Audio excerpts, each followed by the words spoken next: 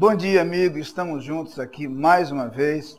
E aqui vai um abraço todo especial, não apenas para os que nos assistem, mas de maneira particular para os membros da Igreja Batista da Capunga que estão nesse momento encerrando o seu culto matutino de oração. Sempre na última quarta-feira de cada mês, nós estamos juntos a partir das 6 da manhã orando. São momentos preciosos. Agora teremos a oportunidade de aproveitar um delicioso café da manhã. Vai então um abraço muito especial aos membros da Capunga reunidos no dia de hoje.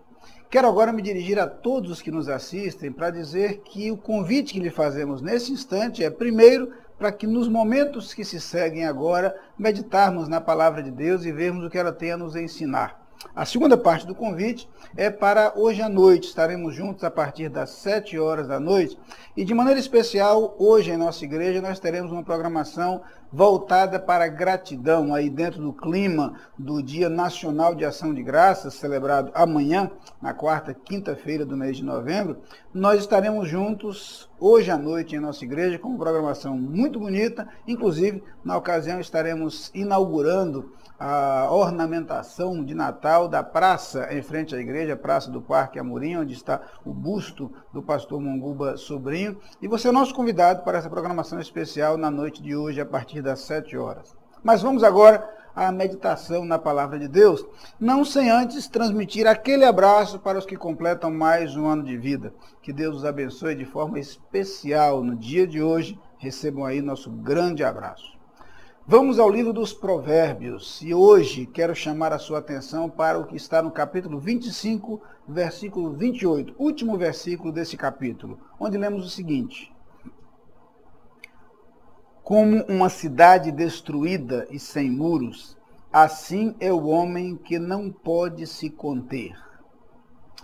Já comentei com você aqui como me agrada de forma especial as imagens que os provérbios colocam em nossa mente. As figuras são as mais diversas. Às vezes são usadas imagens de animais, às vezes de lugares, às vezes de determinado tipo de pessoas. Mas é interessante perceber, então, que as imagens são usadas para transmitir uma lição. Aqui a imagem é de uma cidade destruída e sem muros. Nunca é demais lembrar que, na antiguidade, os muros da cidade tinham um papel muito importante. Os muros estabeleciam o limite da cidade, principalmente estabeleciam a área de segurança na qual a cidade estava instalada. Os muros eram fundamentais para que a cidade se protegesse de ataques externos em tempos onde a luta por espaço, inclusive por alimento, era muito constante e se dava através de guerras e de conflitos. Se lermos, por exemplo, o Antigo Testamento, vamos perceber em diversas ocasiões esta imagem. Só para ilustrar, lemos, por exemplo, no livro de Neemias, a história do esforço do povo para a reconstrução dos muros de Jerusalém. Dá para perceber pela leitura a importância que isto tinha, a dificuldade que eles tiveram para enfrentar os inimigos durante esse processo de reconstrução dos muros, o significado que aquilo tinha, tanto para o povo da cidade, quanto para os estrangeiros e os vizinhos que viam com certa preocupação aquele projeto. A imagem, portanto, de uma cidade sem muros é a ideia de uma cidade sem limites e sem proteções. E aí essa imagem é aplicada para se referir ao homem que não conhece os seus limites, ao homem que não consegue se conter, o homem que não tem domínio próprio, o que nos remete imediatamente àquelas pessoas que falam primeiro para pensar depois, ou que não conseguem se conter em determinada situação, em determinado contexto, acabam falando demais ou acabam agindo de maneira destemperada, de maneira desequilibrada. Frequentemente são pessoas que, quando estão em seu senso normal, se arrependem, ainda que nem sempre admitam, mas se arrependem daquilo que fizeram, percebem, pelo menos intimamente, que não deveriam ter ido tão longe. E às vezes se escondem atrás de desculpas como eu sou sincero, eu sou positivo, como se gosta de dizer, mas na verdade por trás dessas expressões o que se esconde é o destempero, é o desequilíbrio, é a falta de domínio próprio.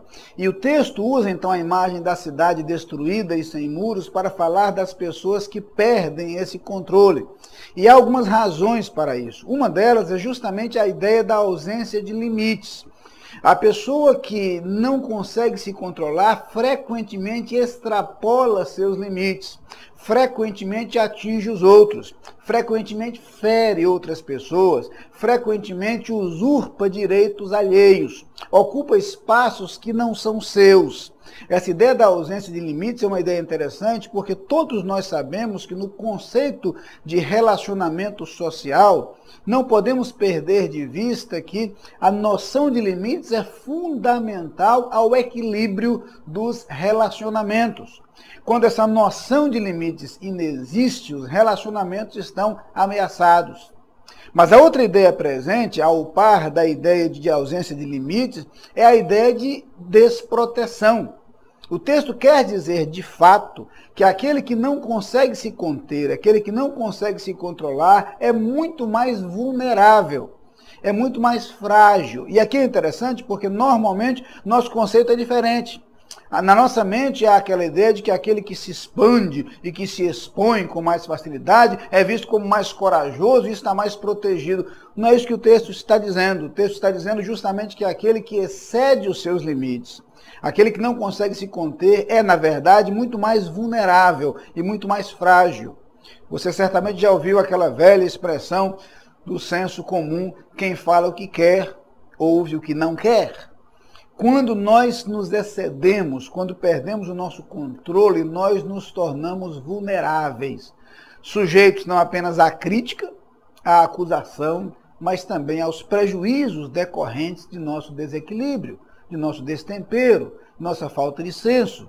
O que a palavra de Deus nos diz, portanto, é que esta falta de controle é extremamente nociva aos outros e a nós mesmos.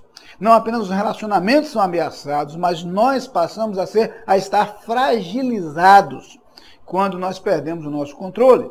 É por isso que a Bíblia fala sobre o domínio próprio, sobre a temperança, com um pequeno detalhe que não pode ser esquecido. Nosso ímpeto humano será sempre pelo descontrole, irá sempre em direção à falta de controle. O domínio próprio é apresentado na Bíblia como fruto do Espírito.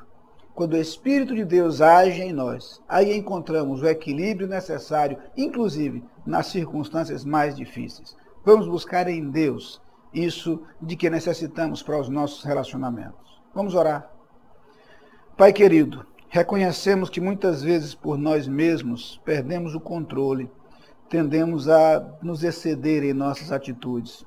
Pedimos-te, portanto, que pelo teu Espírito, tu nos concedas equilíbrio, domínio próprio e sabedoria para o nosso agir, o que certamente será melhor para nós, melhor para os outros e para os nossos relacionamentos. É a nossa prece no nome de Jesus. Amém.